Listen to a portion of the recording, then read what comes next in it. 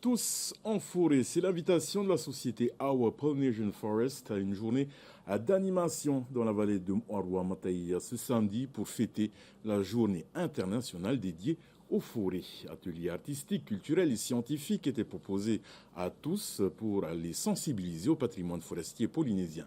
Visite guidée. A. Oui, A. Oui, ça veut dire quelque chose. A-H-T-I, Tahiti. Non, il y avait un I là. Plantes médicinales, fougères et arbustes étaient les stars de cette journée à Mo'arua.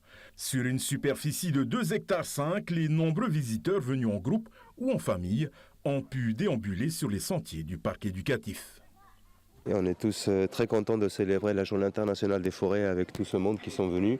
Alors on a eu divers ateliers sur le tapas, sur le tressage, sur des histoires. Il y a les guides qui travaillent en faisant des tours pour raconter la biodiversité, raconter nos espèces endémiques et indigènes, comment ça fonctionne une forêt pédagogique, pourquoi on fait ce qu'on fait, qu'est-ce que sont les différentes forêts qu'on a à l'intérieur de la forêt pédagogique. On a des forêts qui parlent de l'agroforesterie, qui parlent de plantes utiles qu'on peut utiliser aujourd'hui. C'est des plantes tincturiales, des plantes alimentaires, des plantes médicinales et découvrir tous ces ensembles.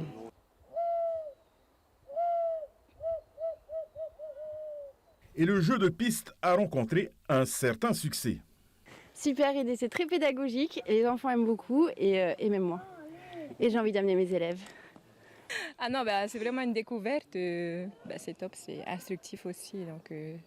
Pour ceux qu'on a l'habitude de voir dans les jardins de papy, de mamie, ça ok, mais après on a d'autres spécimens et tout qu'on ne connaissait pas. Donc. Depuis son ouverture l'an dernier, le public a pu constater l'évolution du parc éducatif forestier. Il faut savoir qu'ici, quand on a commencé à travailler, 90% de la canopée était envahie par une quinzaine d'espèces. Or, on a 120 espèces dans toute la forêt, mais ils prennent l'espace des autres espèces. Du coup, l'espace dédié à ces espèces-là est en réduction. D'où l'intérêt de la restauration, d'où l'intérêt de faire le travail que nous faisons de restauration des écosystèmes forestiers. Et en fait, je trouve qu'il n'y a pas beaucoup de Tahitiens qui viennent.